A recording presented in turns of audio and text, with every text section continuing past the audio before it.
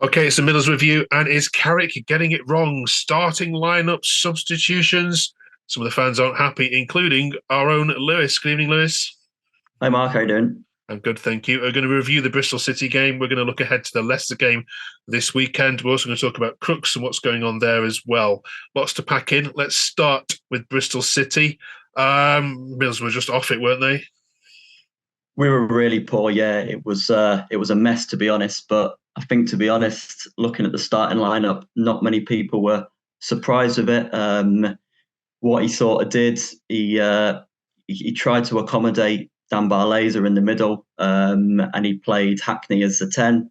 Now I think most people know Hayden Hackney is one of the most sought after centre mids in the league. Premier League clubs looking after him, and yet he shoehorned him into a number 10 position. Because of that, he forced Azaz onto the left-hand side. He didn't start Riley McGree, who's our most creative player. He had Howson on the bench. It was just an absolute mess, to be honest. And it played out like that. First half an hour, Bristol City were just siving through us and cutting through us in the middle. Both goals come centrally, cut through the midfield. They almost scored a third through doing that. And Carrick almost admitted his mistake, not in his words, but in his actions, because after 30 minutes, he dropped Hackney back into centre mid. He put Azaz back in the number 10. And then second half, he put McGree on the left. So he's almost admitted he's made a mistake, which I think a lot of fans saw coming before the game. Yeah. I mean, how much is it a big miss when Howson isn't playing? There's lots of comments I saw that, when he's sat on the bench, it's really frustrating for fans because they see exactly what he gives you, as a player, which is, work rate, work rate, work rate, and he's not afraid to put, bodies on the line, is he? Was it a strange decision to not have him in the starting lineup? I think so, yeah, especially when we've got three games in a week, because you'd think he'd start both the weekend games and miss the midweek game. Whereas now, if he plays on the Wednesday, it's a quick turnaround to the Saturday. So I think a lot of people were surprised. He seems to get the best out of Hackney as well. He sort of sits and Hackney can go a bit. So the way he played Barlaser and O'Brien, it just really didn't work. Neither of them were particularly sitting. I think one of the problems he's got, and it's a bit like the problem that Southgate has, is he's sometimes a bit loyal for his own good, and it's a bit of blind faith. Barlas has played the last 17 games for us. I don't think he wanted to drop him. So like I say, he's tried to force Hackney into a different position. And, we're running out of time now. We're 6 points off the playoffs. We need to start winning football matches. And he's just got to go back to basics and play his best side in his best positions. And our best two centre midfielders are Howson and Hackney. And that's what he's got to get back to.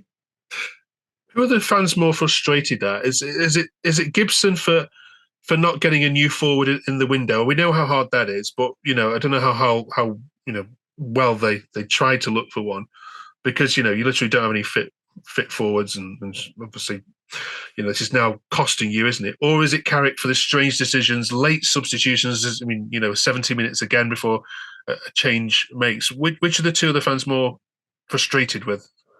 I think on Saturday it was Carrick, but after the January transfer window, there was some aimed at the recruitment team as well.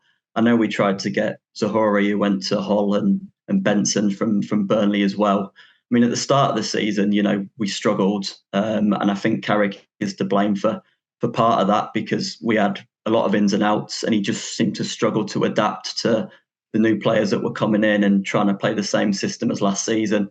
I think it is worth mentioning that as a football club, we're still very lucky to have Michael Carrick in charge, and he still is an excellent coach. But I don't think that means he can't be criticised. He still is a young coach, a new coach, and he's still learning. And he has made mistakes along the way. I'm just hoping he's going to rectify that now. But it certainly doesn't help when you're trying to play Greenwood as a sort of 9, because we basically don't have a fit striker at the moment. So I do feel for him slightly, but what he's got to do is play his best team in the best position. And then if it's not working, I think people will have more sympathy with him. But until he does that, there'll still be some criticism of him. Okay. All right. What's the chances then this weekend of Middlesbrough being the only team to do the double over Leicester this weekend? Yeah, I mean, it's no easy task, is it? They're a monster of a side when you've got, Dewsbury Hall and Mavidi and Daka and Vardy and Ndidi. You could just go on and on. But I mean, we did beat them this season. We sat back, we absorbed the pressure, hit them on the counter attack. We're actually better away from home. We're sort of top 5 in the league away from home and about 15th, 16th at home. And we are actually better against the better side. We've beaten Southampton, West Brom and Leicester at home. So sometimes it helps us if we can, hit teams on the break. Problem at the moment is without Jones and without Latif, we haven't really got any pace on the break. So it sort of goes against what our usual game plan is. But, we'll go there and we'll try our hardest to stop the monopolising of Leicester. Okay. Final question for you, and if you're a Middlesbrough fan and you disagree or want your comments, I'd love to know your comments on this one.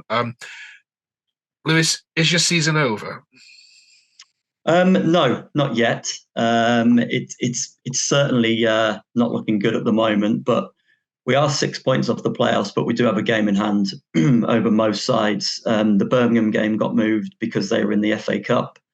So, you win that and you're a win away, but we need to be getting wins on the board. It's all right saying with 3 points, it's 4 points, it's only 6 points now.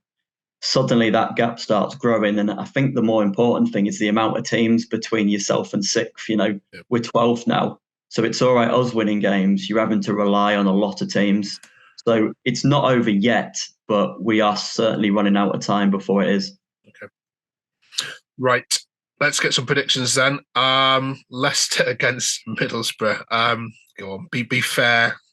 Go with your heart this week. Yeah, it's daunting, isn't it? I don't really want to say that we're going to lose, but the likelihood is that we are. I mean, like I say, we have beat them this season. We do suit them kind of teams. I'll say a 1-1 because I'm going to be optimistic. But I think when fans normally predict a draw, it means deep down in the heart they probably think we're going to get beat. But it's a game of football at the end of the day. It's a championship, and you just never know. So I'll go for a 1-1. Excellent.